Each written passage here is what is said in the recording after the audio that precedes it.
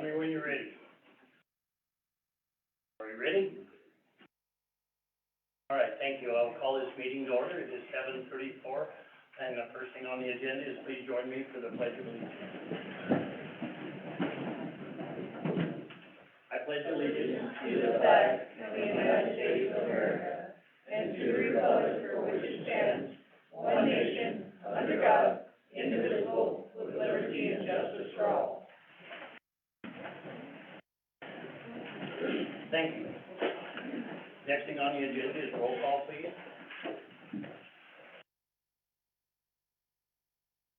Mayor Terry Wycombe, Here.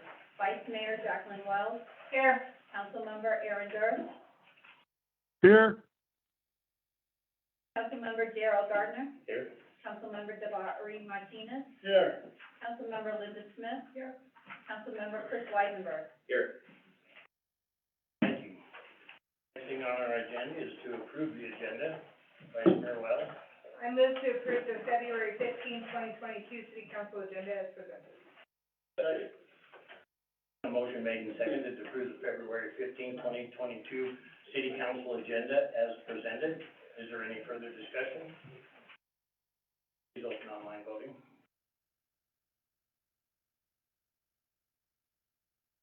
Online voting is open.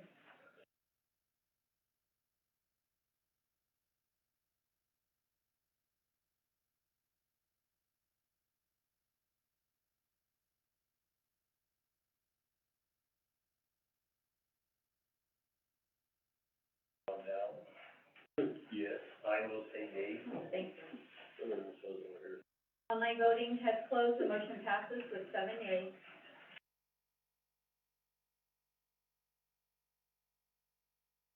All right, next thing on our agenda is approval of the minutes of the February 1st meeting. Councilman Martinez. Make a motion to approve the minutes February 1st, 2022. A motion made and seconded to approve the City Council regular minute meetings of February 1st, 2022. Any further discussion? Open online voting. Online voting is open.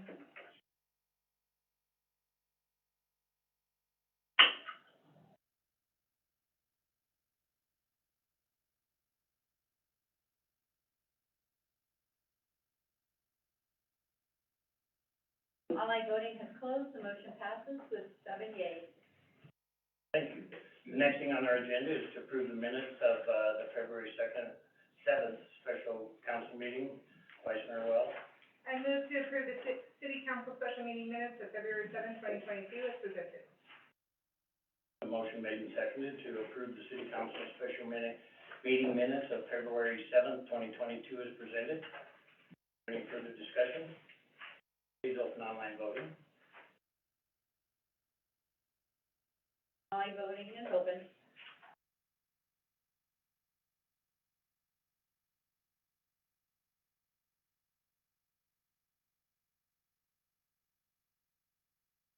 Online voting has closed. The motion passes with 7. Thank you. The next thing on our agenda is, at this time, I will open a public hearing for the 2022 annual renewal of liquor licenses. And if anybody here has anything to bring forward on that during the public hearing, now is when. Seeing none, I will close the public hearing. Next thing on our agenda is citizens participation. This is a time that we have set aside. It has a time limit of 5 minutes, and this is for anything that is not already on the agenda, and it's for citizens to get up and talk about anything they really, want to talk about, a request or a complaint or any single thing. Is there anybody here that would like to come forward at this time? Seeing none, we will move on to the next thing on our agenda, which is the 2021 Employee of the Year Award.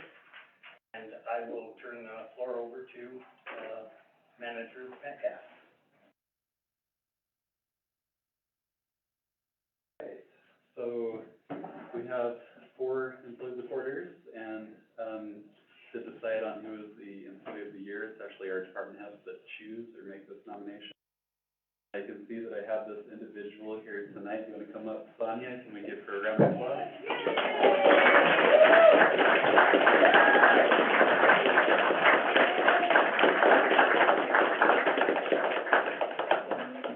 And I just want to say, Sonia has been working so hard in her new area and is doing an awesome job. And I just want to appreciate everything that she is doing for the city, and this is well deserved. So here you go, and I'm sure they're going to take pictures.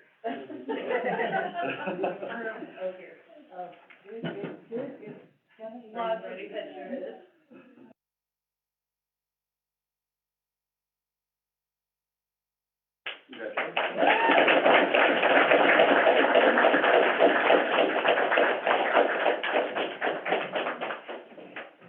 Congratulations, and Sonia, and thank you for all the hard work. Well deserved. All right, next thing on our agenda is, city council reports. We'll start with the Board of Adjustments, Councilman Durst. There will be a meeting Thursday night at 5:30. All right. Next thing on our agenda is a report from myself from, COG, Council of Governments. We did have a meeting. It was, kind of short. We did get a presentation on the, project that's been proposed to, sort the garbage for, recyclables and whatnot.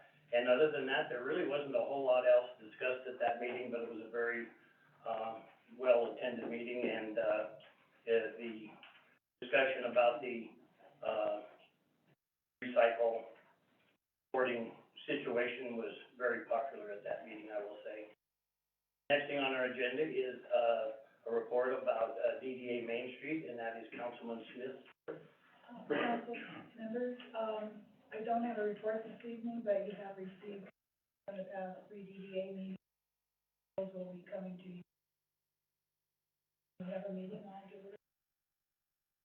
Thanks. The next thing on our agenda is the Rollins Planning Commission, and that is, Councilman Weisenberg's board. So we had a meeting on February 8th, Title 16 mobile home regulations, some stuff, with Title 19. We discussed some things with Title 19, possible changes.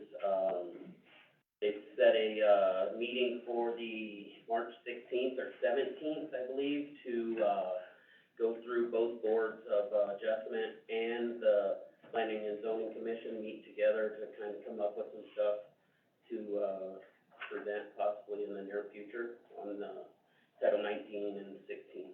So, and then, we have a board meeting March 8th to discuss some bylaws and election of officers. Right, thank you. The next thing on the agenda is a report from the Urban Systems Committee, and that is, Councilman Garner's. Thank you.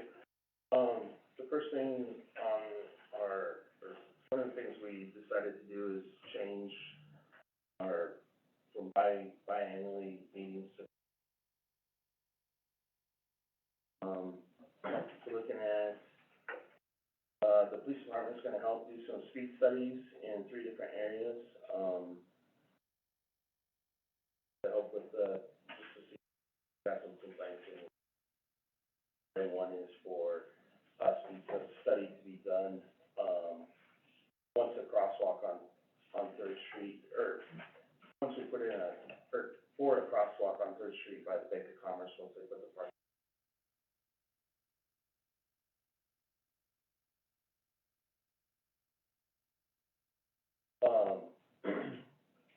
The Union Pacific Railroad Tunnel, the motion was made.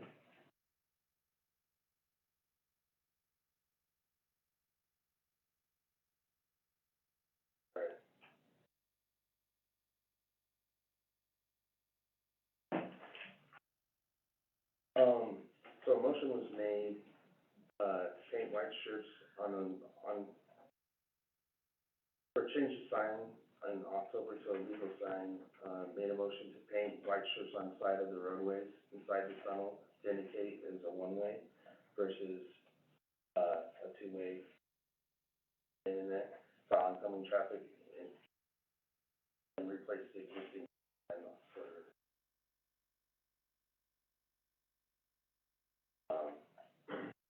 we talked about the Title 10 amendments, electric scooter program. It's tabled for now. We're gonna have more discussion bring those rules and, make proposals to,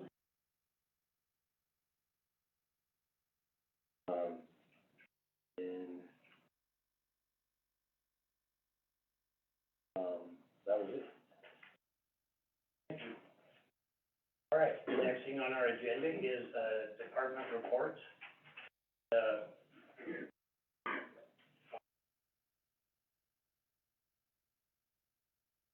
Up in any order you want, department heads.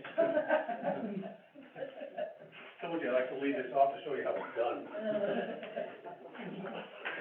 We're watching. Yeah, you guys are on, how are you doing, Honorable Mayor, Head of Vice Mayor, members of the council. We, have a lot of irons in the fire over at the, fire station right now. I'll get to one of those reports a little bit later, but, give you a synopsis of what we've done for this year. Our total response number is 141, which is quite up from last year. 448 hours of training, which I'm very, very happy with. That targets us at about 3,500 for the year, and that's my goal. Building inspections, very, very proud of the firefighters. Total inspections to date, is 68, very happy with. And also our building inspector has 68 inspections for the year. So that's that for right now. And like I said, I'll be up to talk to you a little bit about our new work schedule. Any questions for me? Good? Well, thank you. Good. All right, there you go. That's all.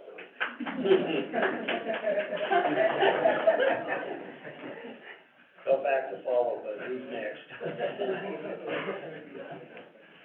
I'm gonna apologize in advance.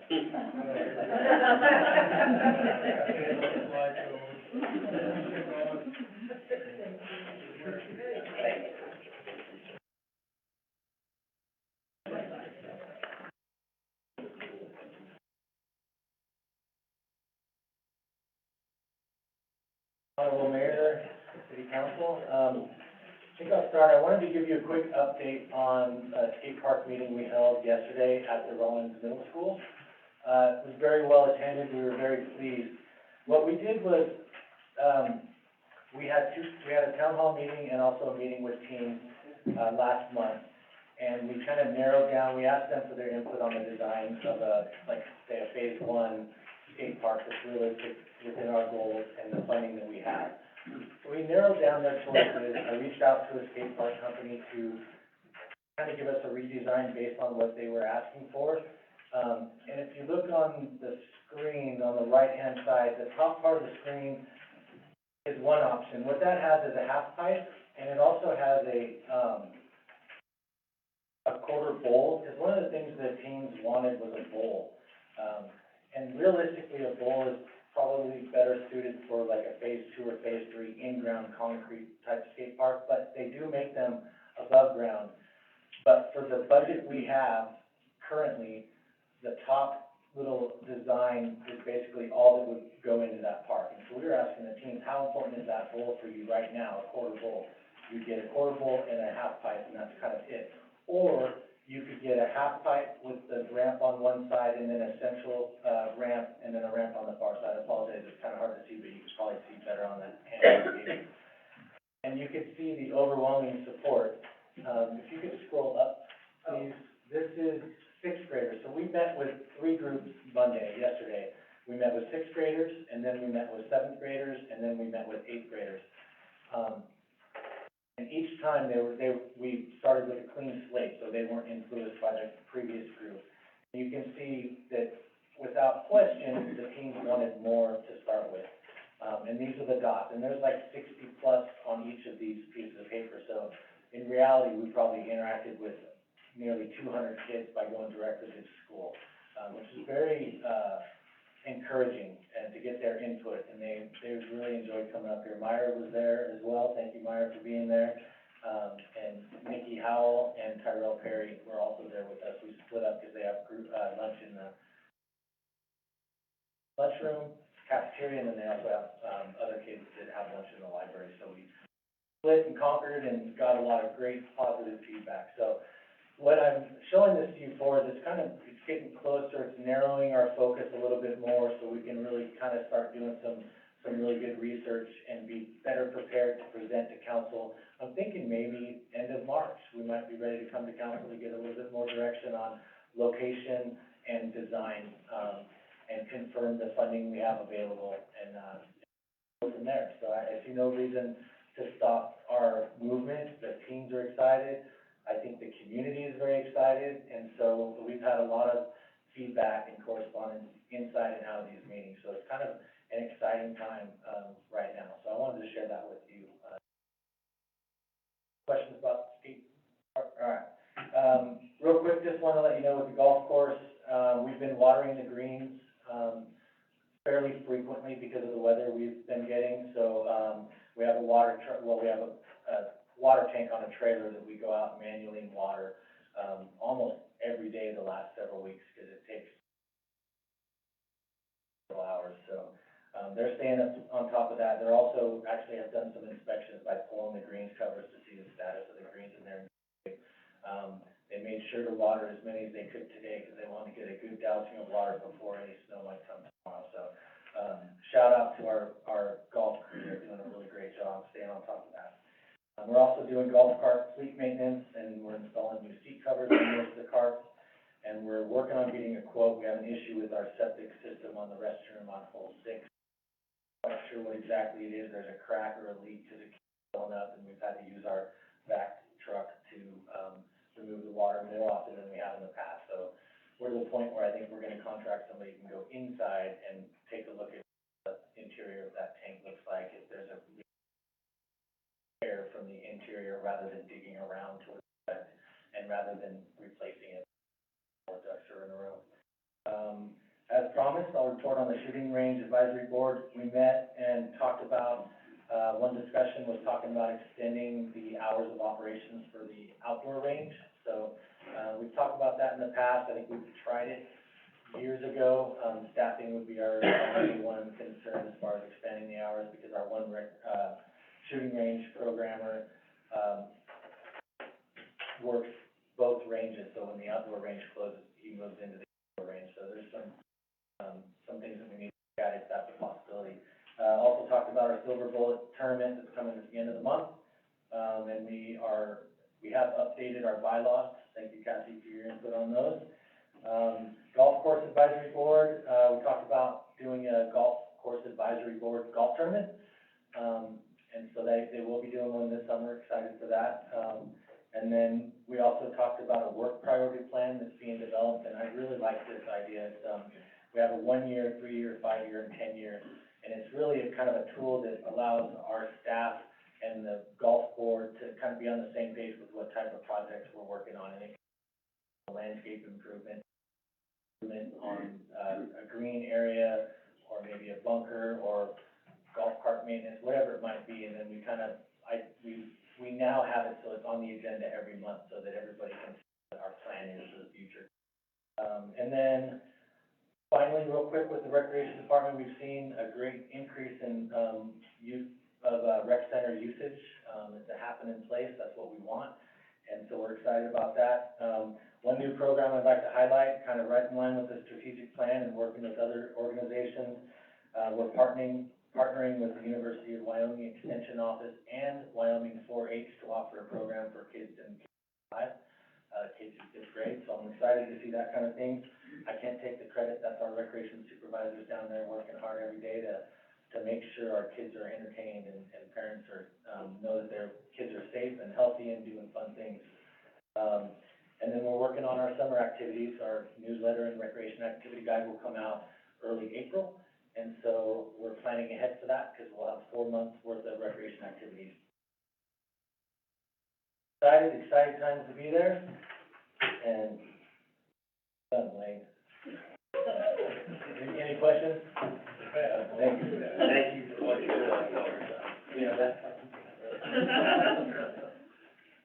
All right, who's next? Lucky Lou. Nobody was jumping too fast, so. First off, I gotta get my eyes on. On the community development side, we had a meeting, to discuss Title 19. Also, Title 16 was brought up. Looking at NFPA 1194 for standards in recreational vehicle parks and campgrounds. That's gonna be a discussion that's coming up. We're gonna have a meeting with the Board of Adjustments, try to get both groups together, Board of Adjustments and Planning and Zoning, so we can tackle all this at once. And I'm sure there will be some discrepancies once everybody agrees with how they wanna see this done, but we'll work on it. Currently working on the West End project, with the planning project manager. We had a Zoom meeting with her on February 8th. It was our city engineer and YDOT and the, planning project manager. So it looks like things are moving in a positive direction on that end. Once again, Sonia, with her Employee of the Year award, it's well deserved. There's been many nights that I've gone by there. How late are you working? She says, I'm just gonna finish this one thing and then I'll be done. An hour later, she's still there. So dedication that she has is, so hats off to you if I have one.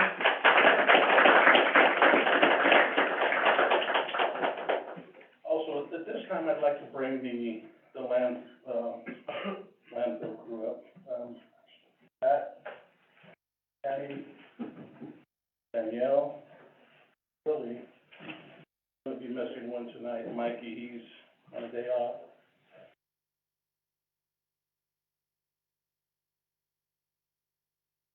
Got a surprise inspection with DEQ, and this was on January 11th of this year. And the outcome of that meeting was there were no violations noted.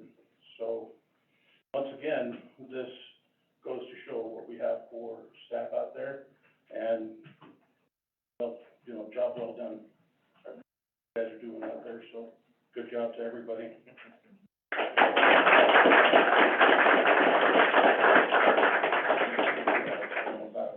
Look at the inspector. We'll let him tell you this story. On January 11th, 2022, we had Joe Frost come out. He is Wyoming Department of Environmental Quality Solid Waste Inspection and Compliance. Went out on his own, ventured out of this little landfill. In the winter, if you go in the back, we call it the North 40, but if you go back there, there's not maintained because it's all closed, capped and closed. I happened to look outside and he was walking up the hill. I was like, oh boy, either car broke down or he got stuck. Well, he made it to where we were and he said, I need some help. I got stuck down there. So we got in my truck and we drove down there and it was really high center. So he had to call the wrecker to come and get him. He had from RNJ, I think, and had to pull him out because he had a little tiny car, so he floated on top of the snow for quite a while until he didn't. But after that, he gave us a perfect score. So.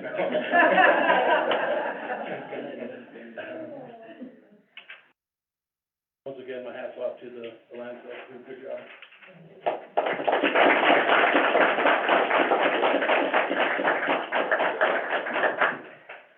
Recycling center, we had one load of cardboard go out. We got a truck coming for another load. We sent a mixed load today, which aluminum went up to 65 cents a pound, 50 cents and this is a price for the bailed, items. So that should be fairly good, for the city on the recycle side. Facilities has been busy keeping up with our buildings. If anybody's been upstairs, they've noticed that a wall's going in between Stephanie's office and legal. Give her a little privacy, I assume. Questions? That's all I have. What I gotta tell you is I went to the recycling center a couple of times and, it is, absolutely spotless. Every time I've been there, it's just really well run, and I appreciate that. Thank you. I'll let the guys know. Thank you.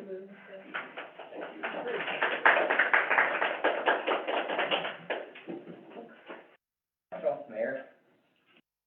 I can get this one quick. For streets department, it's kind of slow right now, no real snow to move right now, but we've been doing a lot of equipment maintenance. We're on the up and up for on the next snowstorm.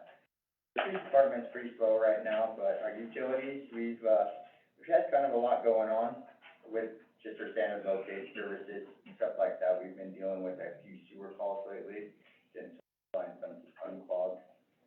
Had a couple, curb stop valves that have failed on us and had to repair a few of those. So it's pretty much an ongoing winter right now with the water. Water treatment plant is actually going really good. We finally got our new leaks in for our filter for good. We got those installed and it's actually running really well right now. So plant is running good.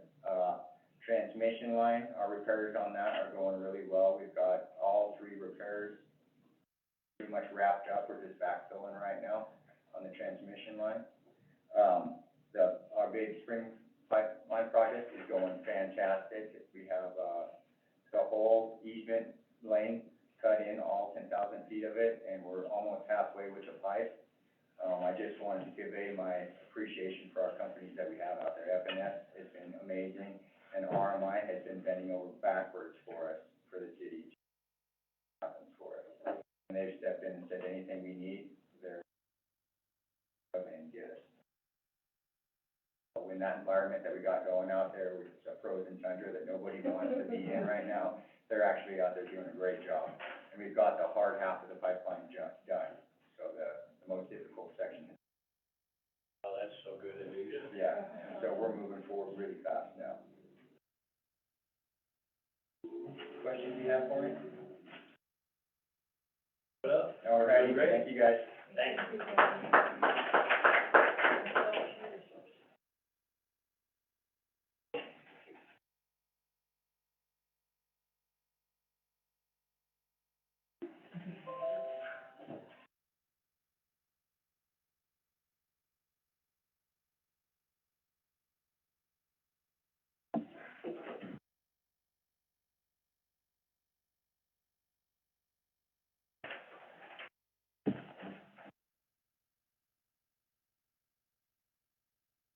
Good evening, Honorable Mayor and Council.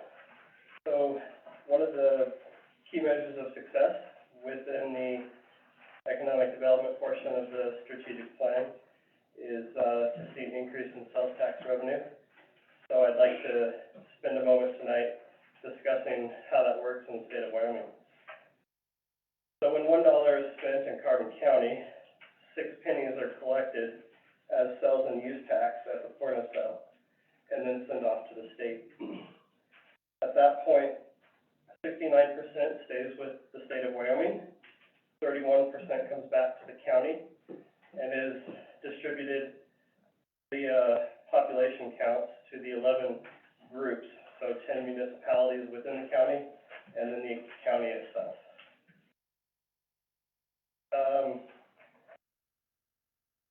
In addition, so of that, of those 6 pennies, that's what I just described as how the first 4 pennies operate. The 5th penny, is an optional general purpose sales tax collection. And, instead of 69% staying with the state, only 1% stays with the state for that 5th penny. The other 99% comes back to the county. I won't spend too much time talking about the sixth penny, just note that it is a special purpose, and so its distribution is according to what was already agreed upon for those projects within that. Now, how it's distributed, the 4%, the fifth penny, it's currently 58% comes to the city of Rollins. Then the rest, the other 42% divvied up, with the other 10 groups. Now, one important note is that come July 1st of this year, that 58% coming to Rollins is actually decreasing to 56.55%.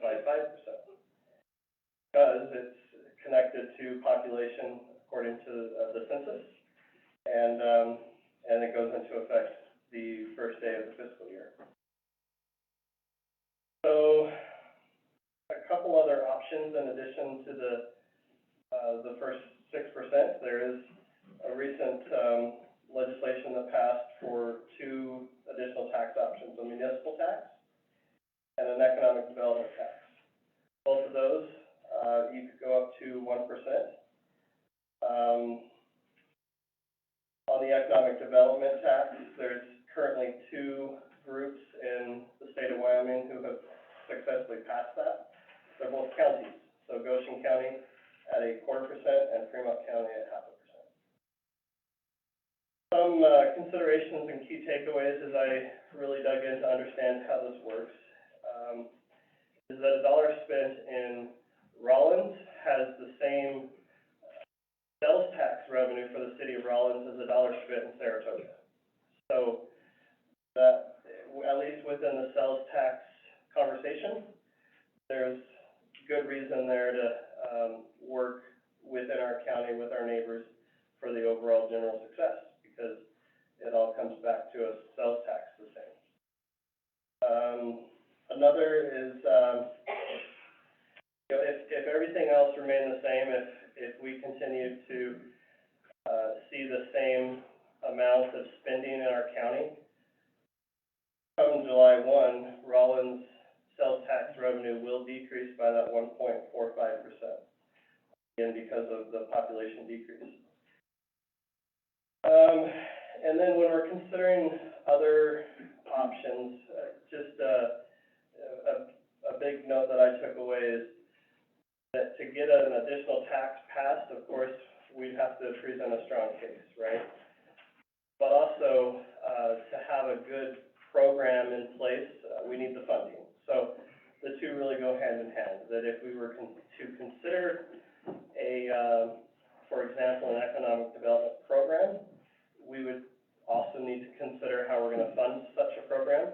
And so there are these options there, not that they were the only options, but just wanted to draw attention to that.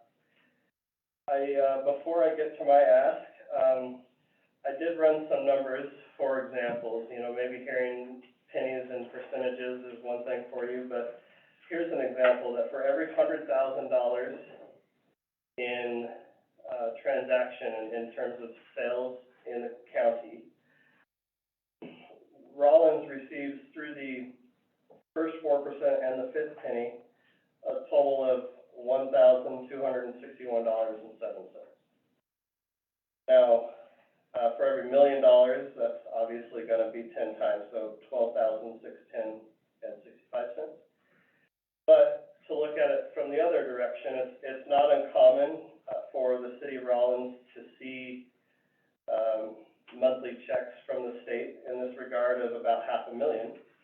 And so then the question is, working that backward, what does that represent? And it represents $40 million being spent in our county and having sales tax collected on that. So we've certainly seen checks at the $500,000 and even double that, $1 million range. So that means that $80 million is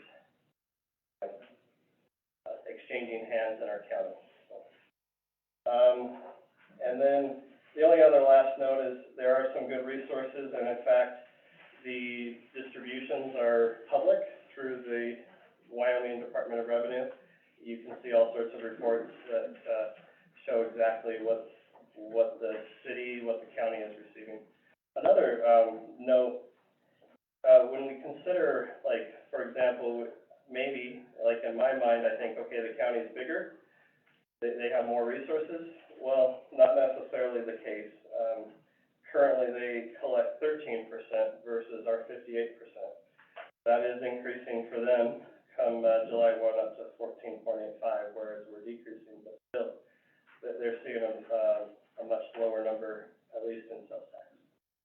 Questions or feedback? These, sales tax figures, the historic ones, do they include all the wind farms and all of that sort of stuff? That is kind of a one-time, money thing, correct? And have you looked at it, the sales tax numbers taking out those large projects that are a one-time deal? So I'm not necessarily reporting, exact numbers here, just trying to illustrate how the system works, how dollars are, distributed. That said, I didn't dig into, like, really, month by month or year by year to look at trends. But yes, I mean, I do know that when we saw more activity in our county, and, well, let me back up too, because this is just sales tax. I'm not getting into, I know that we discussed, impact assistance funds, and we discussed property tax, and those are all different avenues here. I'm just speaking in terms of sales tax. So if, the wind farms, if those purchases or whatever is happening in that industry, if the transaction is considered here in Carbon County and it produces a sales tax, then yeah, it comes into that pool and then we see larger numbers there. Does that answer you? Kind of, I just know that there'll be a time when we won't see more wind farms, and they're huge, sales tax generators since they took that sunset off, and so I just don't want us to get comfortable with this is our normal sales tax intake, when in fact, when they quit building wind farms, the reality of it is now we're down to the taxes we pay at gas stations. And really touching on two components in my view. One is that, of course, the more activities, in our county, the better off we're gonna be, and if there's a specific area that we're anticipating a decrease in activity there, then yeah, that's absolutely gonna have an impact on our sales tax revenue. Say the same the other way, that, as we're trying to influence it in a positive direction and generate more sales tax revenue, the greater we're able to support more business getting going and more sales happening, then that comes right back to this city and to the whole county for that matter. The other part is, again, we need to be aware of, maybe 1.5% sounds like a small number, but that really adds up. So our population impact there and the percentage that we receive is certainly, I see as a challenge, which to me equals an opportunity to overcome that decrease by encouraging and supporting more activity. Anything else? Again, so just an ask, if any on the council have feedback for me as I take my next step to explore economic development programs, so not to be confused with our economic development plan that we have a grant and process for with the Wyoming Business Council, but a specific program for economic development, my ears and mind is completely open. I welcome your feedback on things to consider in approaching a program for the city to support economic development. Thank you.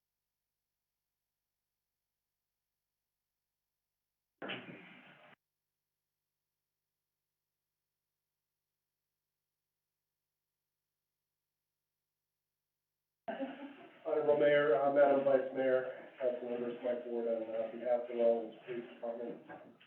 In terms of staffing, we had filled our 7th dispatcher position, and we have an individual in training when they offered their resignation after determining that, the job wasn't a good fit for them. So we're gonna be re-advertising that position and hopefully hiring a qualified applicant. We still have 4 open police officer positions. We're in the process of testing. 3 applicants who tested on the first date most recently, were certified by the police commission and placed on the eligibility list, which means they're moving on to background and so forth. In terms of calls for service, remains steady. January, we had 339 911 calls received. Code enforcement, still remains busy. We are currently focusing on derelict vehicles, starting with the east end of town. We're dealing with a number of businesses out there right now. For the month of January, there were 15 new cases, 10 of them have been resolved, and 5 of them are continuing. Calls for service. I started a trend of telling you the top 10 calls for service, back in December. I'm gonna do that again. The information that I'm sharing with you is from our report writing system. There's a number of ways to count what police do. In Rollins, where the police department writes a report for almost everything they do, taking that information and presenting it is one of the more accurate ways, to do so. Traffic stops or traffic violations remains number 1. So far to date, as of this morning in 2022, the Rollins Police Department has conducted 247 traffic stops. Second area of concern is number 2. Calls related to animals is number 3.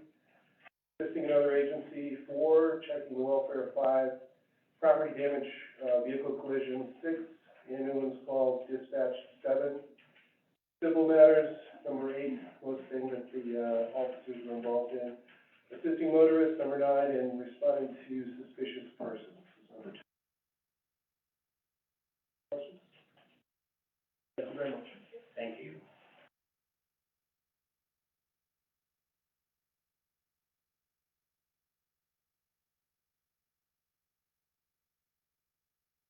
Is there anybody else? We've covered them all. All right, thank you. Next thing on our agenda is the city manager's report. I'll turn it over to, manager. Thank you. Just a few updates. We, have our pre-hearing for the Rock Creek Windmill Impact Assistance Project on Thursday.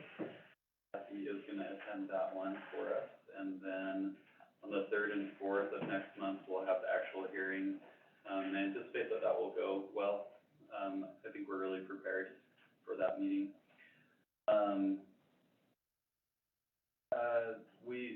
One thing that is, pretty interesting is that we received an offer from Sinclair Oil Refinery, to purchase some of our river water.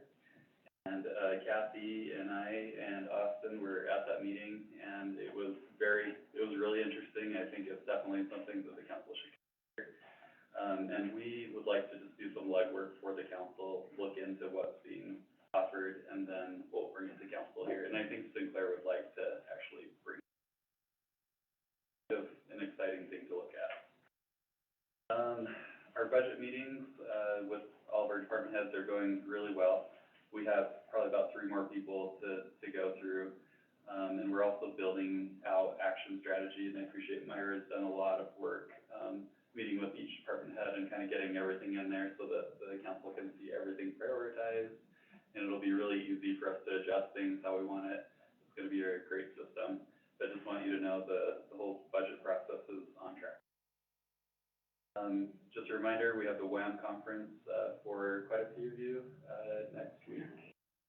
And then I just had a question for the council, if there's been any, further consideration on adjusting boundaries, through our county clerk, with Ward 1, 2, and 3.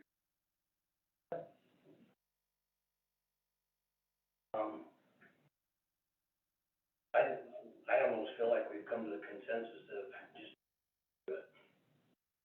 Or proposed, is that right or not? Well, I could speak to that. I looked at various wards and what it'll do, if you leave it the way the clerk has proposed, proposed, which is according to the symptoms that she has per house and per block. And she has evened out the streets and things, so voting districts will be more, it won't be jagged. And I can't see any reason really to change it, but it would be in conformance with the one-man vote, list that we have in, is leaving it the way, it wouldn't be out of compliance, but it would, years you have to do this anyway. I would say to the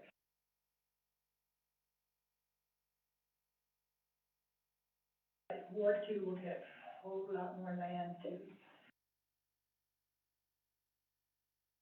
People more coyotes in our area.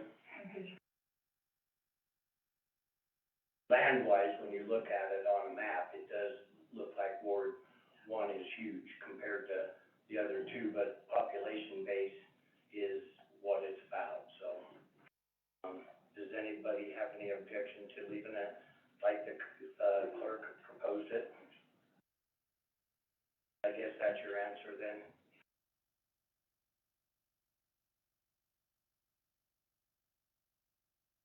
Yes, Councilman Smith. Manager Metcalf, I have a question back to the Sinclair Oil offer. I want to make absolutely sure I understand. Are they asking for water rights or water, potable water, or raw water? Raw To water. use, They would use like- of it, but not all water rights. Okay, thank you. Councilman Martinez. I guess my question would be, why would they be asking us for water when Sinclair has more water rights than the city of Rollins does? Why are they asking us? Is there a plan or some kind?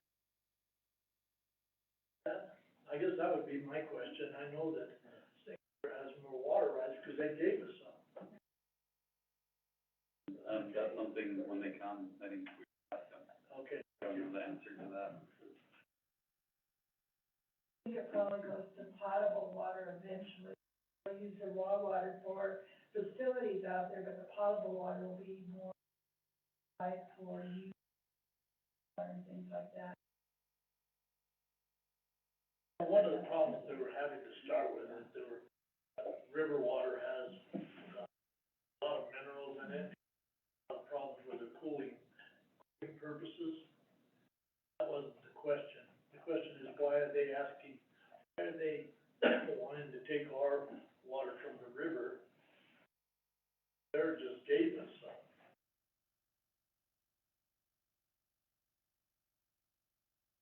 That'll be an answer we can give when they come. You got more, Sean? Thank you. The next thing on the agenda is the city council reports and directions to city manager and interim attorney. Does anybody have anything they would like to, bring up during that? Vice Mayor Wells?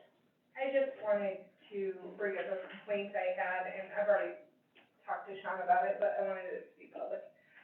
I had a complaint about the possibility of vacating a street for the hospital use, where a private citizen wants to do the same for his business.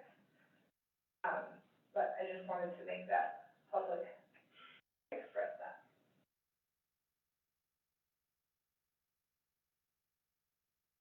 I just wanted to commend,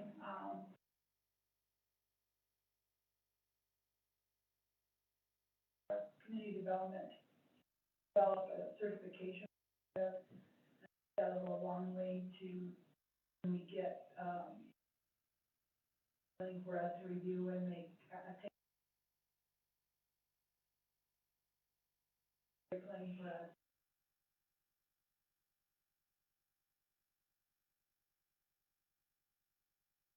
Anything else? Okay. Next thing on our agenda is, unfinished business, which there's none, so we'll move on to new business. Approval of the payroll. Vice Mayor Wells? I move to approve the January 16th, 2022 through January 29th, 2022 payroll register for $233,660.83.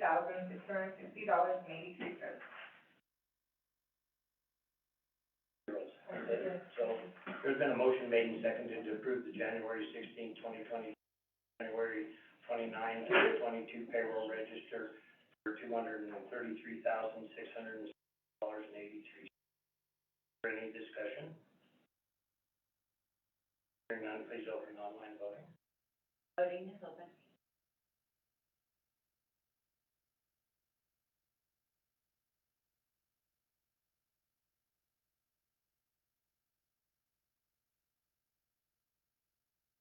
Voting is closed, the motion passes with 7 yeas. Thank you. The next thing on our agenda is to approve the accounts payable. Councilman, sorry. I move to approve the accounts payable register for the period of January 26, 2022 to February 2nd, 2022, the amount of $179,840.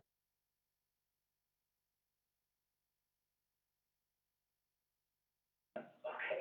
There's been a motion made and seconded to approve the accounts payable register for the period of January 26, 2022, February 2nd, 2022, in the amount of $179,846.81.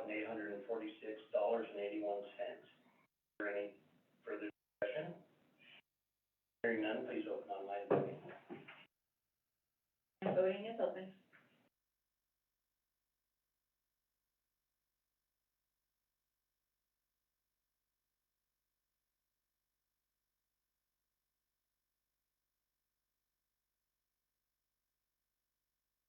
My voting is closed, the motion passes with 7 yeas. Thank you. Next thing on our agenda is to approve impact assistance spending. Vice Mayor Wells. I move to reallocate $493,081 from previously designated $2,286,109 Chokecherry funding towards TV flats, $219,550 Gateway West, $143,660, and Ecola, $129,871.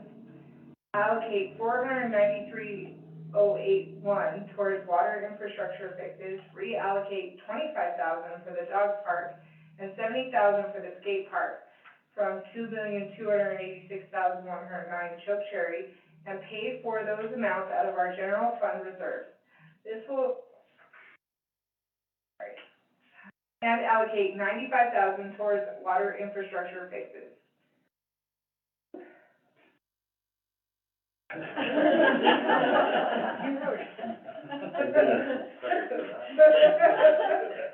Motion made and seconded to reallocate $493,081 from previously designated $2,286,109 Chokecherry funding towards TV flats, $119,550,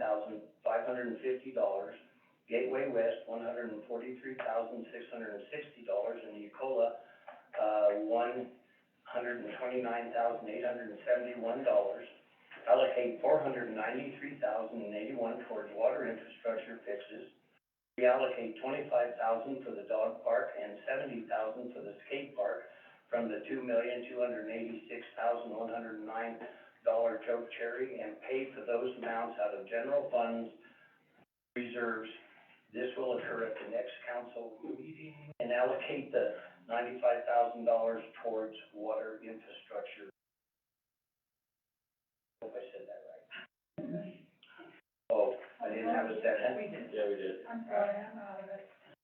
Well, I guess I'm anxious to vote on it. thank God it's you and me, I'm but. sorry, I was out of line. Is there any further discussion? Don? Can I speak to this? Yes. Like, I'm sorry for that lengthy thing, but, I had to put a spreadsheet together to make sense of it all, and, if you can see that in your attachments there, I think I put a column for the funding source of TV flats is all on the police stuff. Ecola and Chokecherry was on, Ecola was all taken care of under the life pack, Gateway West, and also the remainder of Ecola is under the ambulance, and then basically everything else is Chokecherry, all the way down until, the dog park and skate park coming up. So this, for the finance team, this is perfect, this just, they'll charge it correctly according to this, so. And this is also really important tonight, because we're about to go to Rock Creek and ask for more impact assistance funds, and I can now tell them everything that we have for impact assistance located with it passing tonight, which I think is really important. And I just noticed too that I forgot to pull out the signs for the Watch for Wildlife. If you want me to do that, I can, and just, you'd have to make an amendment in your motion, but, I don't think I'm gonna go over 900. so we can, don't have to. I think if we're pulling everything, community healthy projects, $900.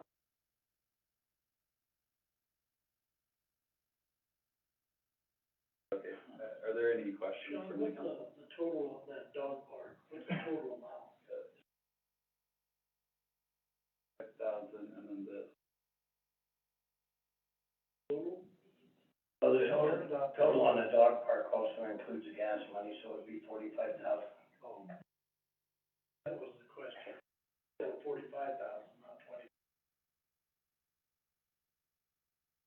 Dog park for 20. Yeah, that's good clarification. Councilman Weisenberg? Yeah, I got a question, make sure I'm just, correct on this, the work truck that's in there. There's, 4 of them, correct? Plus the cat bus and the ambulance, correct? So, without the cat bus and ambulance, which I understand the need for that at the fire department level and the cat bus level and stuff, but just the 4 work trucks comes to $260,000 total allocated to just work trucks. Is that money, we had talked about, doing different program for trucks, vehicles through the city like that. Would that money be more, better spent on the water pipelines to further it north? That's a lot of money for 4 work trucks. Like maybe some firm, but I think that there's a lot of need for some work trucks that have been. Anyone that wants, I mean, if you'd like to hear. from Yeah, anyone else, 'cause I mean, we're talking 3 trucks at 70,000 and 1 truck at 50,000. Yeah, it's really our utility trucks, and to fully set one up, and the price of an F-250 is about $55,000 to set it up with all the tools and right up there. That's what we're looking for, is utility, fully set up utility trucks. That would be for water department, utilities, hopefully a future pipeline maintenance trucks, so that we can stop the maintenance work on the pipeline, so we don't get to this.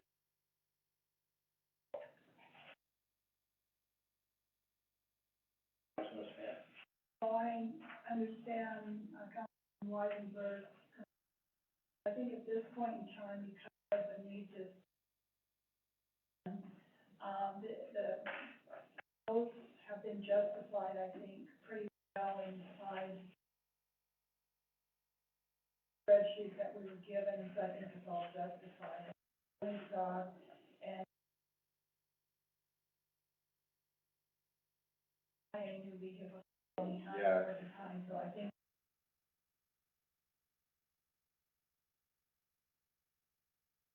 I understand.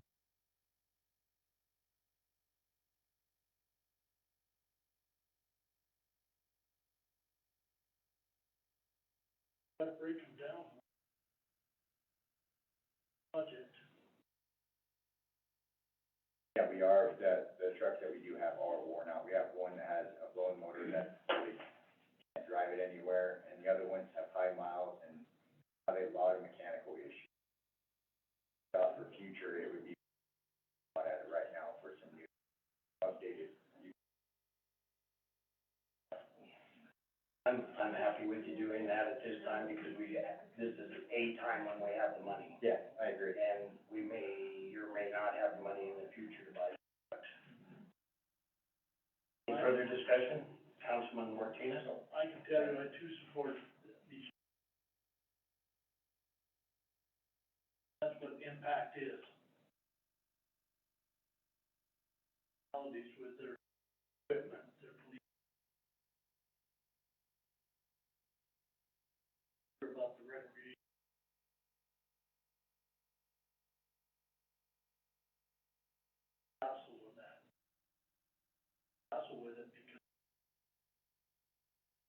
business first, and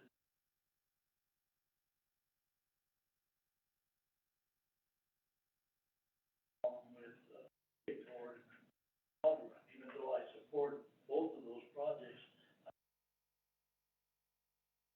taking care of that. We're gonna have major water problems in this community, talking infrastructure, that we're gonna have to find things that I don't think are necessary. That's my approach, that's my. Vice Mayor Wells.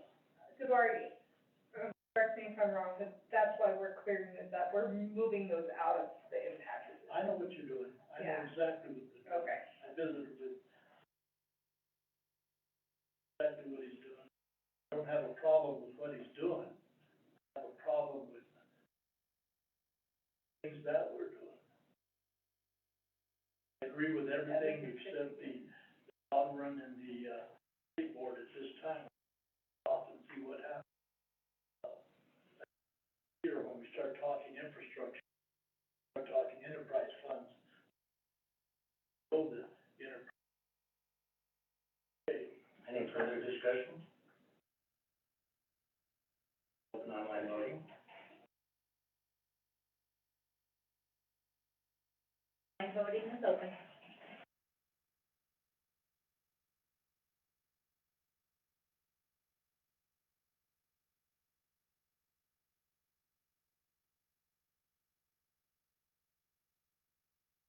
That's something that we all should hear, you should talk to us.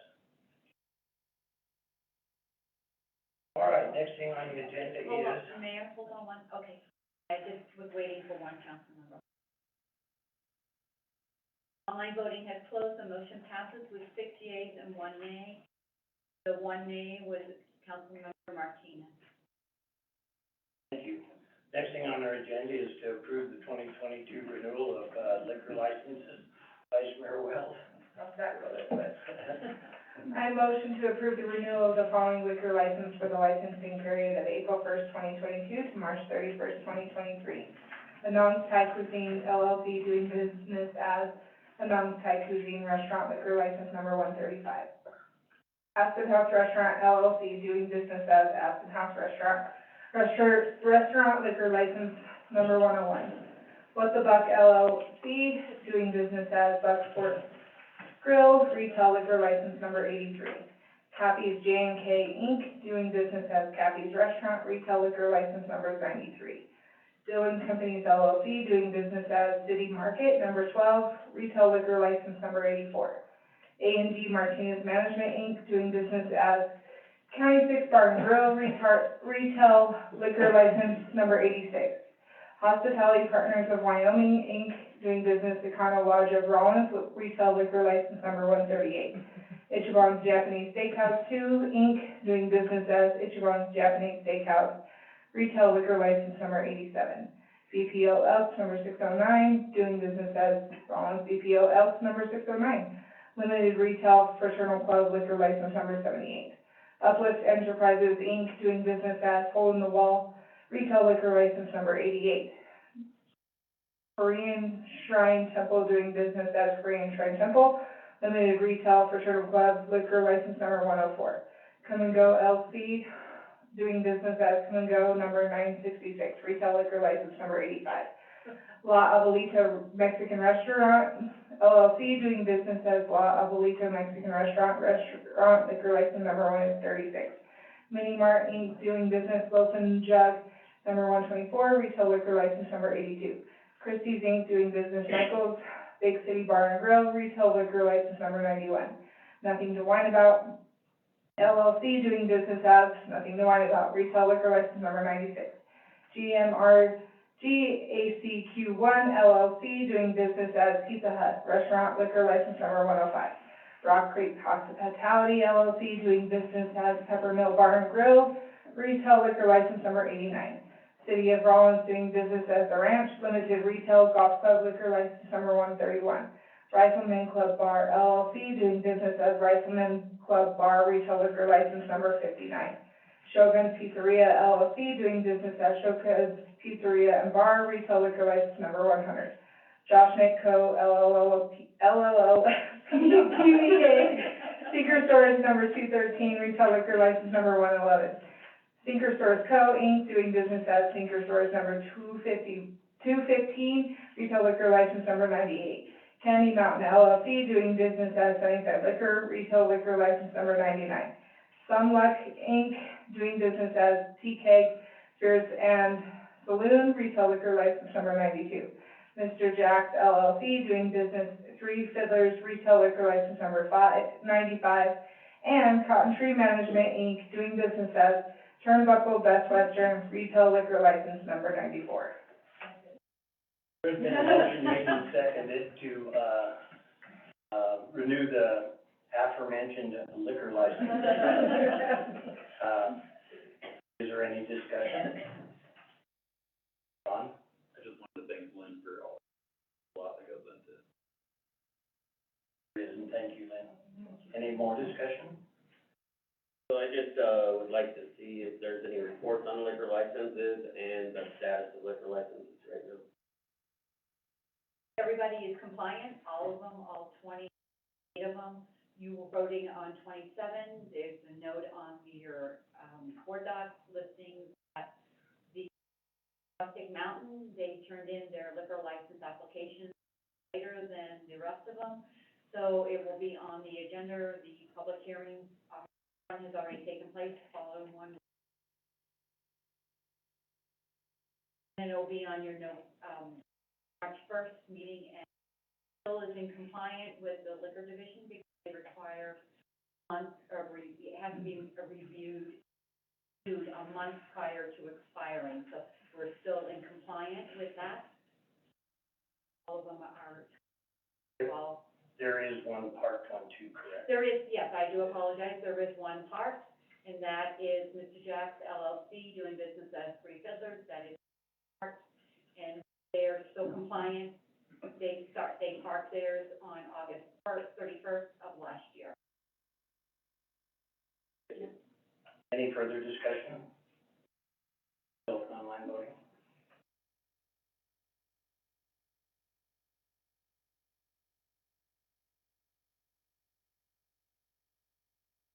Online voting is open.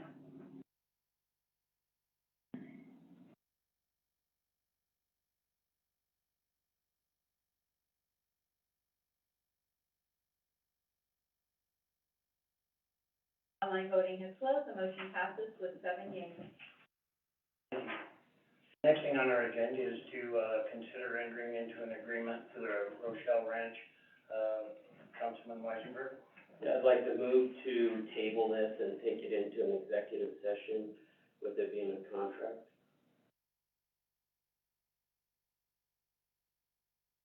There has been a motion made and seconded to table this, to take it into executive session because it is a contract, is that correct? Yes, sir. Any discussion? My discussion would be, is it really necessary that we do that, or? I think we need to take talk about some of the stuff in there and as a group and see, since it's contract, I think that's the way it should be handled. Kathy? That's some legal advice, Chris.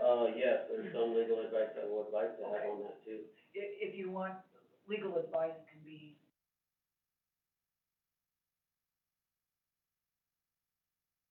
Thank you. Other discussion?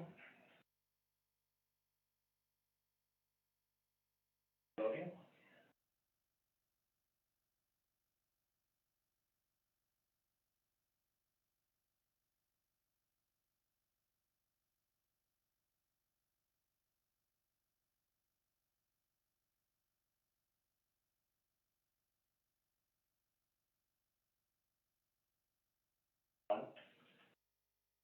So I'm not sure if, like, I'm getting the feeling we're not discussing it. But the person, of course, is here, so I just wanted to mention it's up to the council. Vice Mayor Wells? like to hear them speak I would. prior to us voting. Would you Yeah, do yeah. a presentation to start things Yeah, off. sure. Thank you, Honorable Mayor, City Council. So we posted a request for proposal on the city website on January 25th, as well as with the Rollins Times on the 22nd, 29th of January. We feel operating a restaurant at the golf course is an important benefit to not only golfers, but residents and visitors as well. One of our goals is to try to find a restaurant that'll stay in there year-round and not just, one summer and move on. Briefly, in the last few years, we did have one restaurant come in last summer. They elected not to come back the second year. 2 years prior to that, our golf professional, Kevin Gannon, while he did a great job running the restaurant, that's not his job. We really need him teaching golf to children and adults to help increase our membership and greens fees. And then prior to that, I believe it was maybe it was Bunker's Restaurant. I think they were there for 2 years. So I'm kind of trying to paint a picture that we haven't really had consistency out there. We also don't have any other requests or any other proposals at this point. And we've spoken with John and Jen from Wing and Burger Box, and they are excited. They are very much interested in trying to operate a restaurant year-round. And I wanted to kind of point out a few things in the agreement. And so talking with them, there are concerns that there's the unknown success of operating a restaurant here in Rollins and out at the golf course.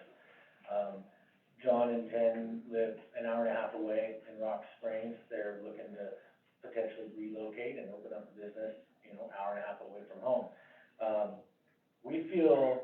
Staff feels that it's in our best interest and the best interest of the city to want them to succeed. Encourage them to come on board. And so we did, through discussion, looking at the agreement, we worked with them on potential hours of operation. And I think I'm very pleased with what they've come up with for the consistent hours of operation. They also understand the importance. I want to touch base on the rent. What we are proposing to council to consider is the first 4 months, we would reduce the rent to $100 a month. At the end of the 4 months, we are asking to increase to $700 a month for the next 6 months. So at the end of 10 months, our goal is to come back to the table. We would do an assessment and figure out what the fair market value of that restaurant space is, as well as review the financial statements of the restaurant itself, and then regroup, come back to council, and come up with a reasonable rent that would encourage these individuals to want to stay here and that restaurant established. So I think the reasoning for lowering the rent in the beginning is because there's some upfront costs, there's advertising, there's buying the food and everything. We wanted to make it something that will make it a lot easier for them to get there and get in the door and see how their business goes. That was, I guess, the quick, kind of the staff background. And I don't know, John or Jen are here, if you guys have anything you'd like to add. Oh, I do have menus too that I'll pass out to council this day. I'll just put my personal, I went to the golf course at least twice a week, just to eat. Very happy with what we had there, except the fact that felt that they were offered to have a Christmas party. They didn't advertise it. These folks willing to try it. If they have enough.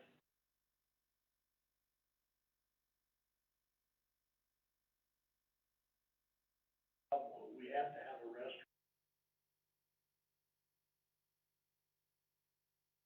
Well, Here's my take. All due respect, Chris, I'm gonna vote executive session down, because I feel like our lawyer has handled this appropriately. So if that fails or passes, whatever, I would motion to move forward with the contract as presented. if this motion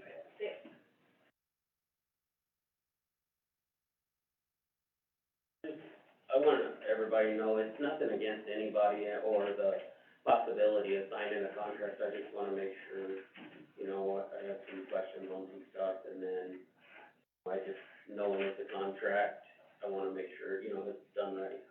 That's all there is. I address the council. You may. I did work with Jason on this. Of course, there's an economic development component here as well. And just from that stance and from a financial stance, the restaurant industry is a very tough industry. And, while we respect, not giving special privilege to one group at, you know, at the expense of our local restaurant market, we also understand the challenge and that it's really in the city's best interest to have a restaurant that is operating year-round. And so that's where we're coming from, you know, recognizing the difficulty to not only start a restaurant, but to keep a restaurant in operation, so. Well, I can tell you, having golf pros, Flip Burgers out there, kind of condemned the golf course, it held it down. This last year, it was a lot more successful because there was somebody in the kitchen. They did end up getting COVID, and that caused a lot of problems for the Kramers. I'm just really glad somebody is willing to come and take this on, and so I like, Vice Mayor Wells will vote no on tabling it and, go from there. Anybody else? I feel like we need to wait till the bargain gets back, but go ahead, Councilman Smith. I am happy that we have somebody that wants to go out there. I appreciate that. I can move folks into the community. But I worry about the people that we already have here that could have an application. They had known that the same terms would have been available to them, would they have made? To be fair. That's the only problem that I known about the terms, that you're looking at my minutes. I know. Their advantage. Councilman Garner. Actually, you go ahead, I'll speak up. I was just gonna, add, if council does, whatever council wishes, I wanted to mention that they are prepared to, open March 1st to get a start before the golf course opens. Anyways, but they are here tonight. If council had any questions for them, or maybe John, if you then wanted to say anything, I wanna thank you guys for being here tonight. Mayor, Councilman, how are you guys doing tonight? Sorry, I never done this before, but, answer Ms. Martinez's question, the Christmas party. Yes, we are interested in definitely advertising. You guys probably noticed on Facebook already that we have started, advertising a little bit, but also noting on the post that we are still working with a councilman, Rollins here, so. We're looking at doing breakfast or lunch menu, didn't make it on there, sorry about that, I apologize. I sent a lot of emails to Jason and, Ms. Yvonne and them earlier, and that's the one that didn't make it, so I do apologize for that, but. I just think, you know, there was times that I went down, we were gonna have a special meal. I made sure I marked my calendar and I went down and they were there. So, and they weren't there, so, the other thing I suggested to them, why don't you try getting on the water,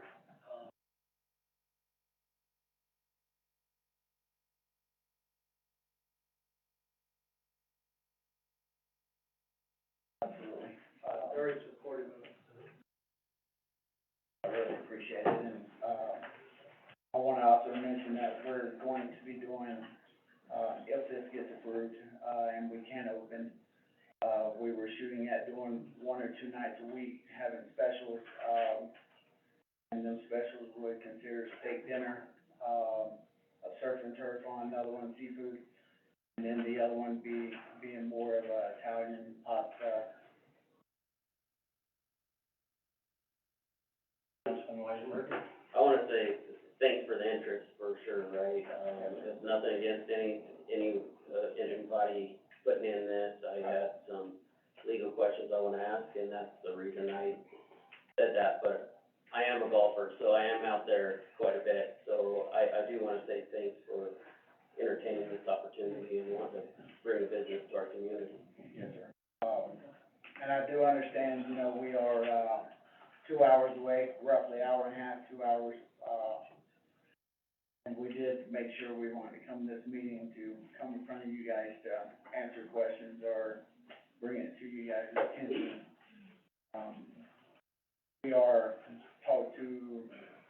We have already talked to 4 potential, one's gonna be a manager, 2's gonna be a cook, and then another one will be a server, along with the bartender, and, one would do one side and one would do the other side, but.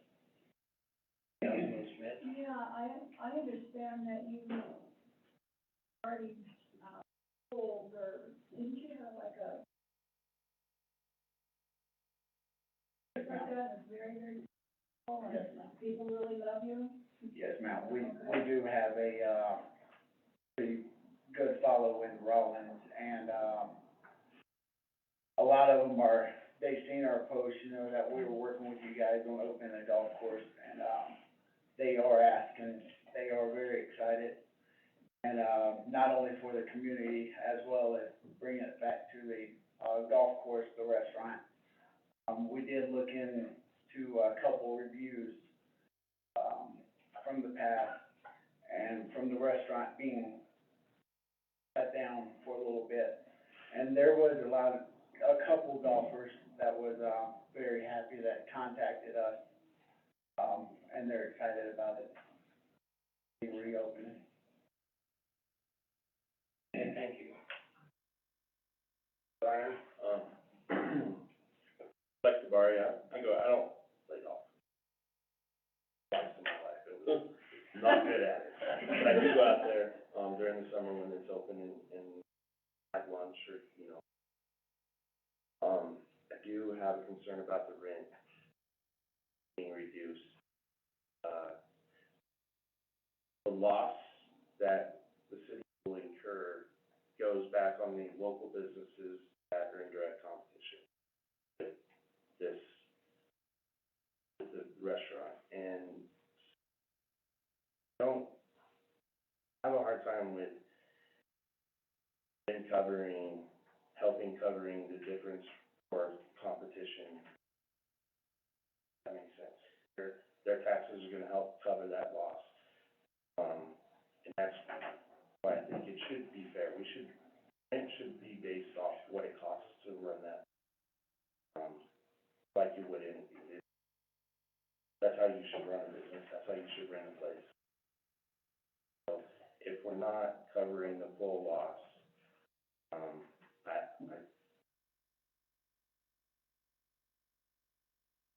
I can say that if nobody rents it, then we're really gonna lose. And we're gonna have a situation at the golf course where, it will hurt the golf course by not having the bar and grill open, and, I understand your concerns, I understand the competition part of it. This restaurant has been able to be rented by, local people for, 15 years now, 20 years, 30 years. We have not had good luck with people renting it. I think to give these young people a chance, I'm 100% all for it. The information is in front of us, and,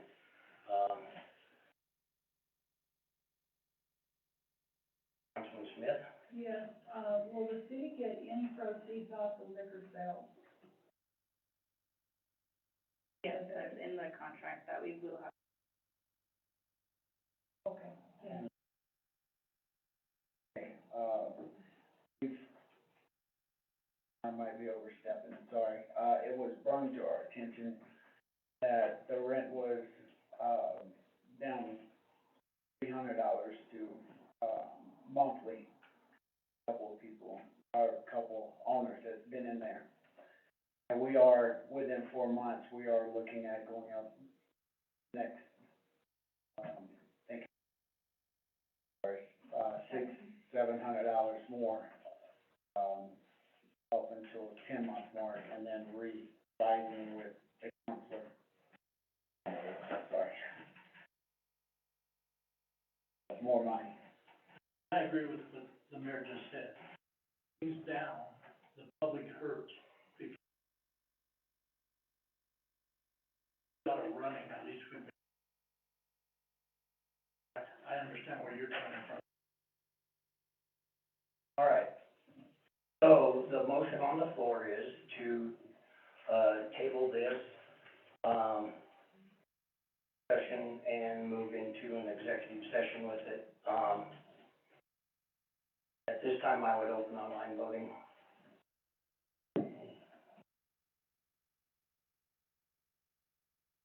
The online voting is open.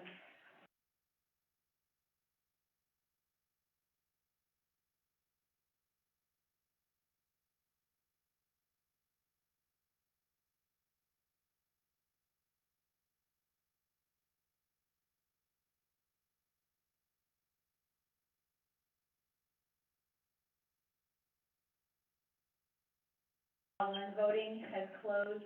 The motion passes 4 yeas. Member Durham, Councilmember Weisenberg, Member Gardner, and Councilmember Smith. The nays is Councilmember Martinez, Vice Mayor Wells, and Mark Wycombe.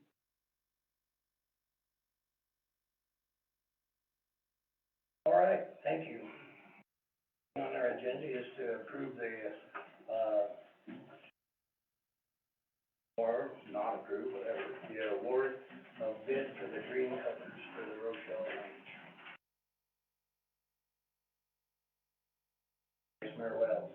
I move to award the bid to Green Covers for the Rochelle Ranch Golf Course to Cover Master in the amount of $58,132.35. Motion made and seconded to award the bid for the green covers for Rochelle Ranch Golf Course to, cover master in the amount of $58,132.35.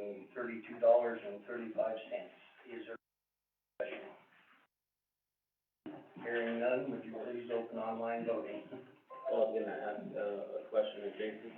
I thought he was coming up to speak on that. So, I seen the bid proposal, it just has 2 green covers, like practice greens. And there's one, For the putting greens. The putting green. Golf course. so is that just to split it in half or cover it? So there's 18 greens covers, 1 for each 18 holes, and then 2 for the actual putting green. So it'll take 2 to cover it as well? Okay, that's all I was, okay, thank you. Online voting is open.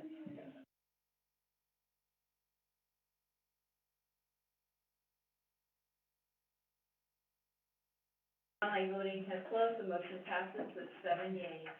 All right, thank you. At this time, I'm gonna have a 10-minute recess.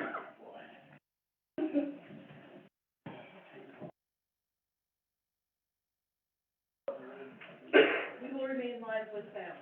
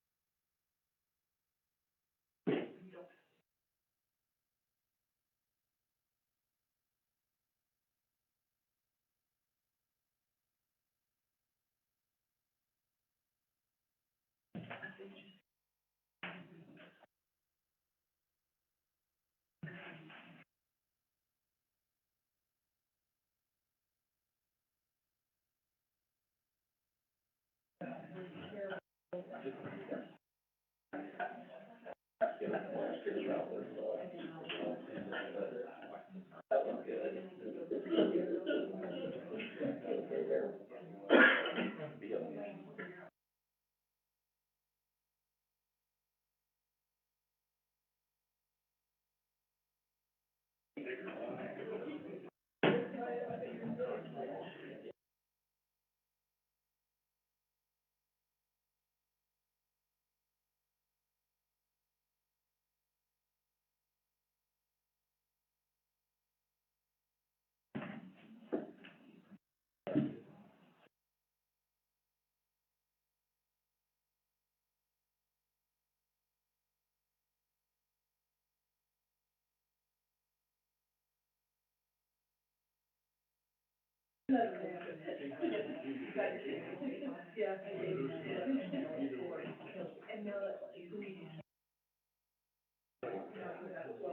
thought you had a regard to.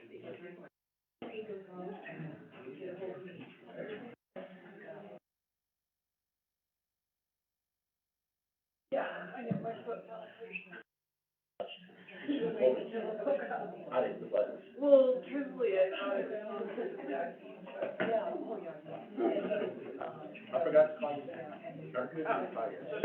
no worries. I'll call you that one. Sounds good. Yeah. That's a button.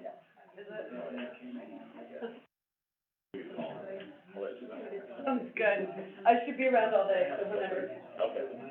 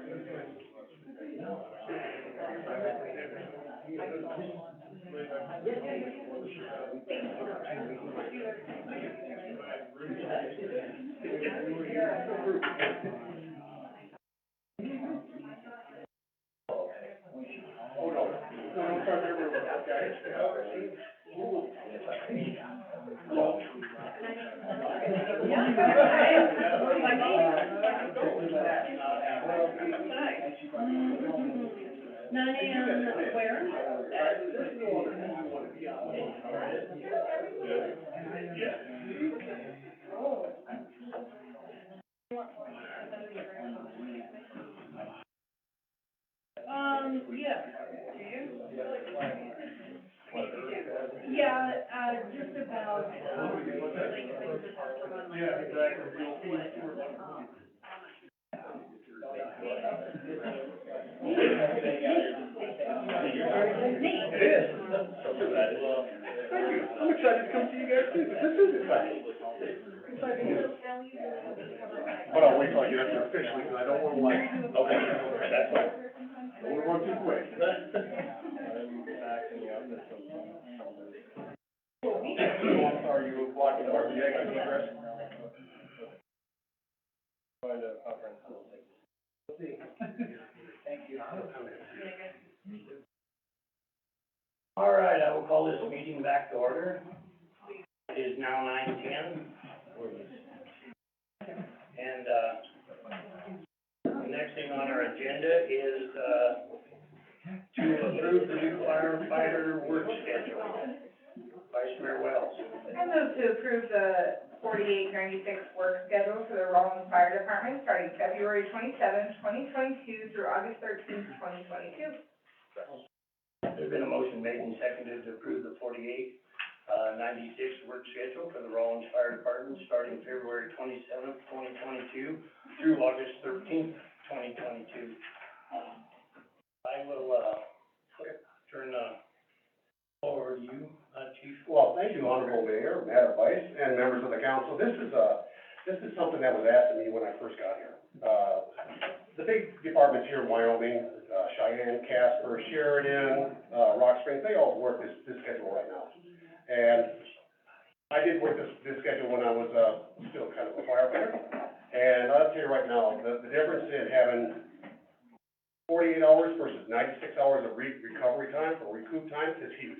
You have a lot more time to be with your family. It's basically what you're doing is you're taking that 24, 48 and blocking it together. It doesn't change any pay, 216 hours every month.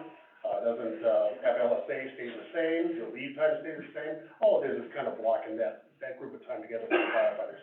And to me, if it helps morale, I'll do anything for the guys that I work with.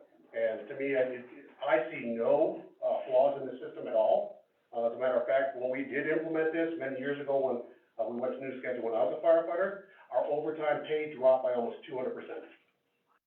We were much happier to come to work, they weren't tired, they didn't feel beat up. And I will tell you right now, the council that I worked with at that point basically told us, guess what, you're never gonna change back. And I said, I agree, we won't change back, I think that's a good thing. But that's kind of it in a nutshell. It's a morale thing for the guys, and I just see nothing but positives coming out of it. As you see, it's a 6-month, trial period for us. We did ask questions beforehand, the questions were actually written by the firefighters. They tell me what you think is important, and we wrote them down, everybody answered them. All 9 of the operations guys agreed that they would like to try this. So 9 for 9 that's pretty impressive when you get 100% that want to go to it. At the end of that 6 months, you'll see there's another questionnaire in the back. We will put that out to them. If things change, guys want to revert back, majority rules. We see things, as far as County Chief Robinson and myself, things that aren't going well. If I see slip in training, if I see, anything that's going kind of in a negative manner, we'll talk about moving it back. I really don't see that, it's been a very, very positive experience my entire career.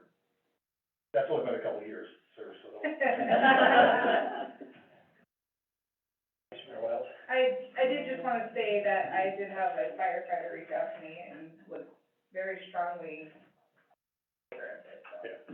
Yeah, it was really nice. Like I said, we had a couple different meetings on it.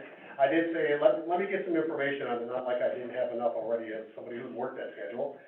They gave me a 96-page PowerPoint. I thought that was very nice, yeah. They dug really deep in the well, and I said, yeah, for the first couple pages, I agree with you guys. So, like I said, trial basis, let's see how it goes. And then in 6 months, I will come back and obviously give you guys a brief, exactly where we're at, and carry on from there. I think it's impressive that all 9 folks said yes. Yes, ma'am.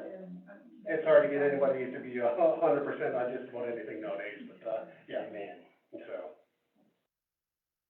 But if not any other questions, I will take my seat, and thank you very much. Thank you. Please open online voting. Online voting is open.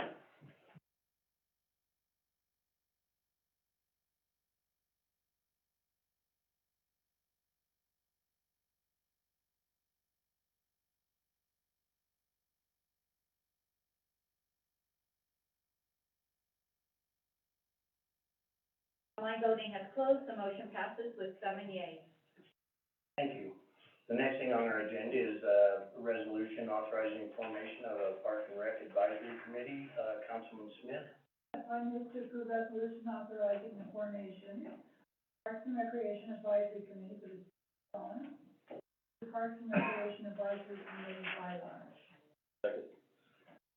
There's been a motion made and seconded to approve a resolution authorizing the formation of a Park and Rec Advisory Committee for the city of Rollins and approve Parks and Recreation Advisory Committee bylaws.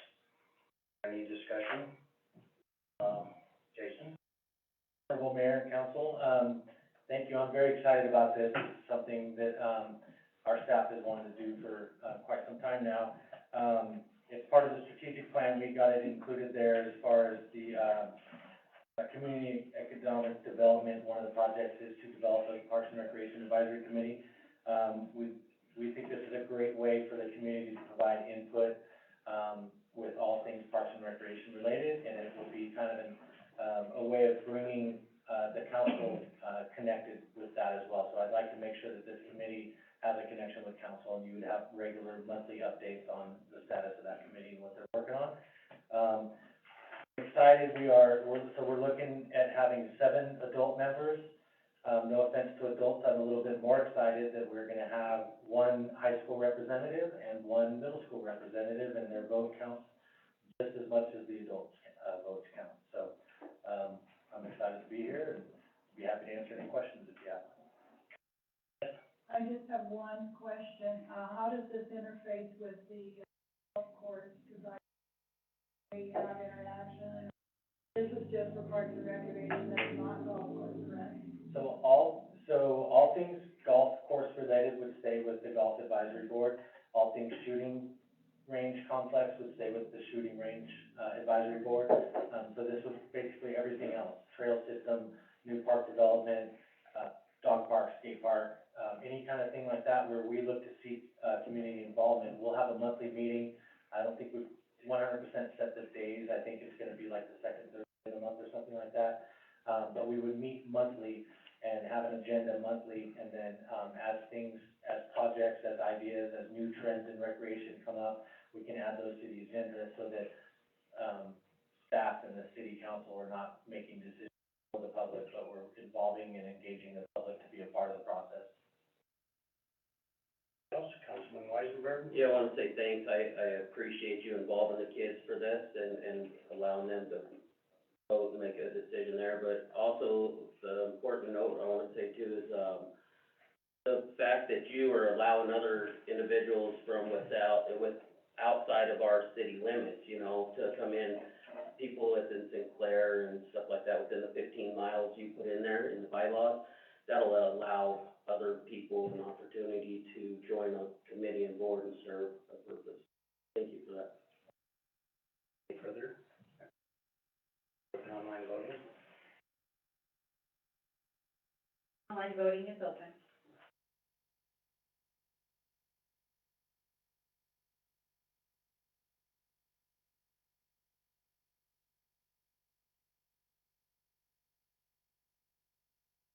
Online voting is closed, the motion passes with 7 yeas. Thank you.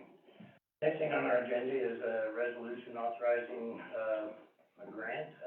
Councilman Smith has. I move to authorize submission of a mineral royalties grant to Rollins Wyoming for Rollins Fire Department personnel protective equipment. The amount of $388,000. Been a motion made and seconded to authorize submission of a minerals royalty grant to the Wyoming State Land Investment Board, SLIB, for the city of Rollins, Wyoming, for the Rollins Fire Department Personal Protective Equipment, PPE, in the amount of $388,000. Is there any, discussion? And I see. Come on now. Well, basically 75% of the PPP fire department now is outdated, and 33% of the self-contained breathing apparatus is outdated. So we thought we'd make it a priority with the State Land Investment Board. The other thing is, if one of their PPE goes out on a call, they have to send it to get cleaned, so they're without an outfit for that time. So we really need to get an investment into getting them PPE. They're running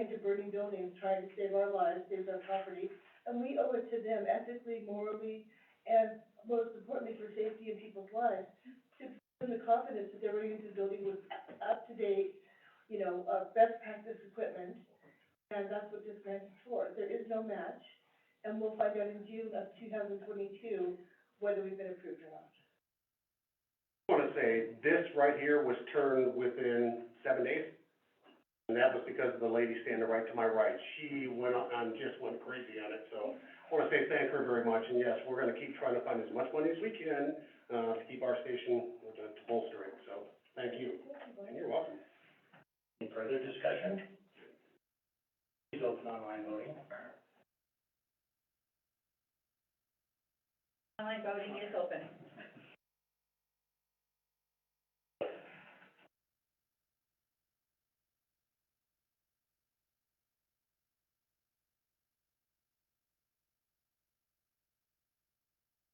Online voting has closed, the motion passes with 7 yeas.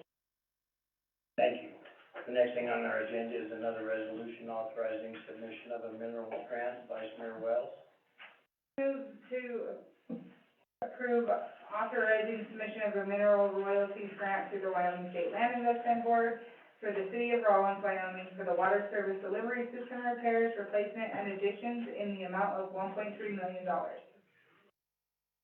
A motion made and seconded to approve authorizing submission of a mineral royalties grant to the Wyoming State Land Investment Board, SLIB, for the city of Rawlins, Wyoming, for the water service delivery system repairs, replacement, and additions in the amount of $1.3 million. Is there any, discussion? And I see you're ready to discuss. Mayor, Vice Mayor, council team, where we have some water problems. And this grant is for $1.3 million in phases, so that we can keep going back to SLIB, not for the whole water project, but for this piece. And this, as we move forward, we try and know what more the problems are and what are deficiencies. Because we're finding, new stuff presenting every day. The phase 2 would be, what we'd be doing is, So the purpose of, this request for the grant would be work on the blow-off valves that are failing and in created state as a result of the design error that we've. But this will allow us to have a reliable and sustainable.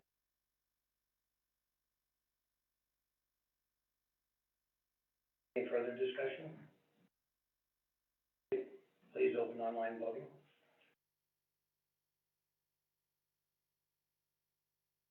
Online voting is open.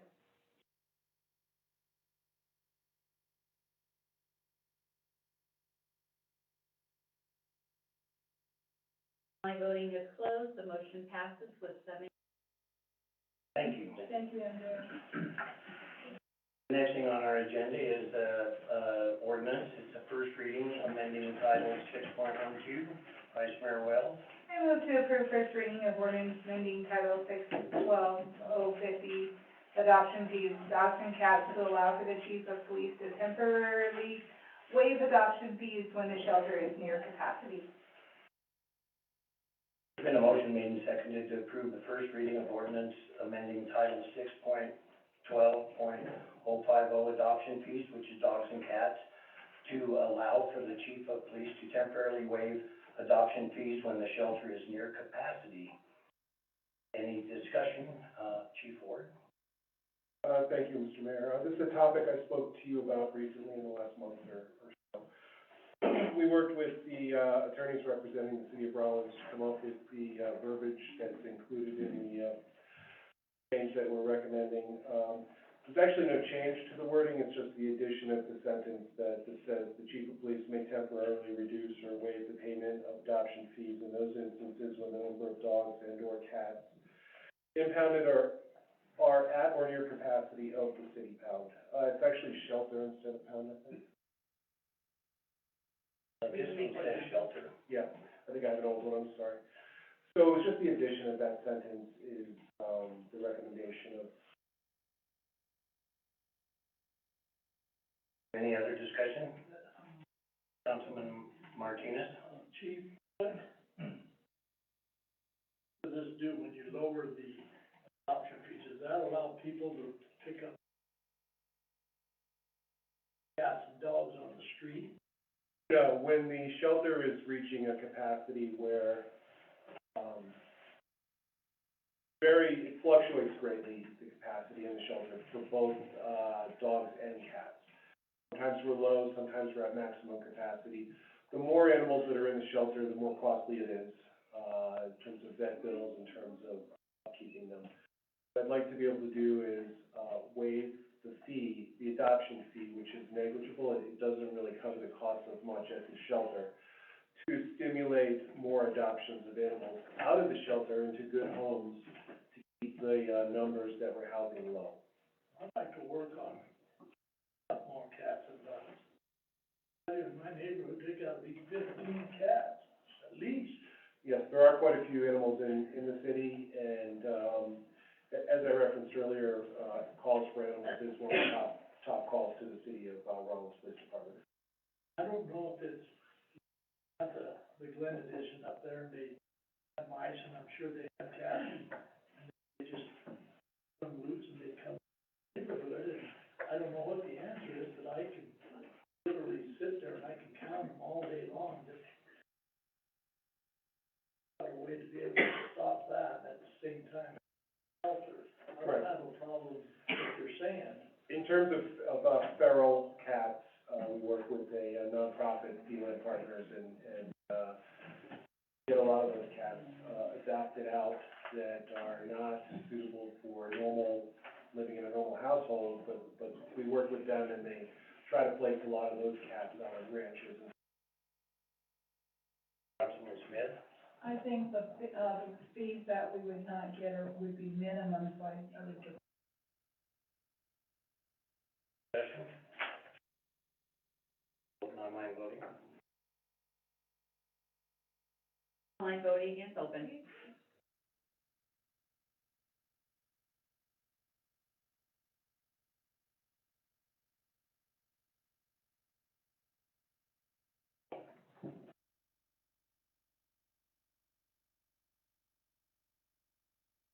Online voting is closed, the motion passes with 7 yeas. Thank you. Next thing on our agenda is a discussion of urban systems recommendations. I will ask Cody Deal to come up and talk to us about. Just trying to go over a couple things that we talked about in urban systems. One of the things that came up is, I'm not sure, the stop signs at East State and Higley Boulevard that we were discussing on changing to yield signs. I'm not sure we didn't know what direction the council wanted us to go on. Another one was the white lines underneath the underpass, the railroad underpass, doing white lines to indicate that it is a single lane, and doing a better job of putting, on the yield signs, putting a one-way traffic right below it, so it indicates that it's one way. And also, something that came up too was in the Mountain View area where we have the problems with the on-street parking and stuff. It's hard to see the signage, so we discussed maybe painting stop on the roadway so that people can actually see the stop when they come up to it instead of being blocked by a trailer. So really just a discussion on a direction the council would like us to go. I can tell you the stop signs at State and Higley changed to yield signs would be, very helpful, because the way they are now, the stop signs, you'll have 200 cars stop for one truck that might come through. But if they're yield signs, it would be better because you can pull up there if there's no trucks coming, which you can see for quite a ways, then you can just go. If they're coming, then you obviously stop for them. But when those stop signs got in, like when you leave my house, you get to the end of the block, you have to stop, you turn right, you go about 40 feet, you have to stop. And there's 200 of us that do that for one truck. And so it makes a lot of sense. As far as the painting in the underpass, I personally would rather have one stripe down the middle because it is 24 foot wide and it will support two vehicles passing each other. But I'm not gonna argue about that. The, painting the stop on the street because of the on-street parking or trailers blocking the signs, I think there's rules about blocking those signs, number one, and number two, half a year you wouldn't see them because it'd be under snow. Yeah. That's just all I got to say. Councilman Weisenberg? Yeah, I just would ask the question, you're painting stuff on the roadways, I understand the same, we got the same concern of 6 months out of year, or 4 months out of year visible. I don't disagree with that, with the way some of those stop signs are placed and the hazards that are presented, but I'd like to see some enforcement through there in that scenario to prevent some of that, but what would be the added cost to the city and maintenance of repeating that? Well, what we talked about is just a trial area up there where we have some of the harder streets that are small and have a lot of trailers in there. And you have to be 30 foot back in certain intersections, 25 in others. So there is that variance in there, but there's a lot of people that say they have a hard time knowing when and what and when to stop. And so we're just talking about is maybe a trial period, that we do certain blocks that are really have had a lot of problems. And if it starts working when people on the roadway and it just gets in their mind that, okay, this is a stop sign, instead of missing it all the time, maybe it would help with traffic flow. I would like to see, Councilman Weisenberg? I'd like to see maybe with that, the exploring the idea of, a solar panel flashing stoplight in some of them high areas that are not visible, right? They have them all over different places, and, I mean, I think we should explore that idea too, to maybe warn the drivers in that area too. Very good idea. I was looking at some, actually road paint that's glow in the dark, so during the day, it can go almost a hour period.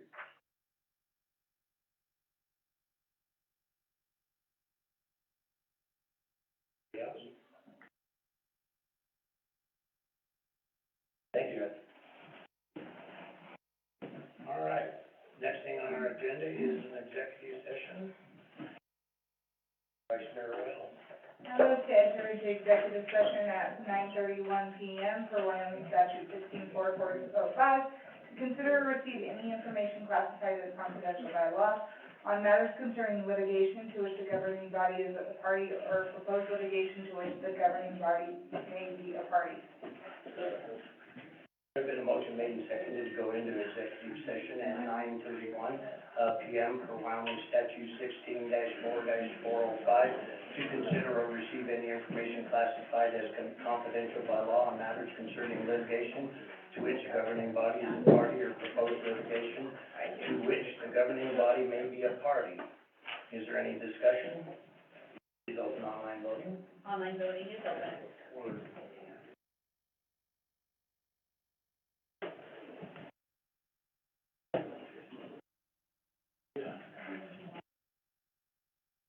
Online voting is closed, the motion passes with 7 yeas.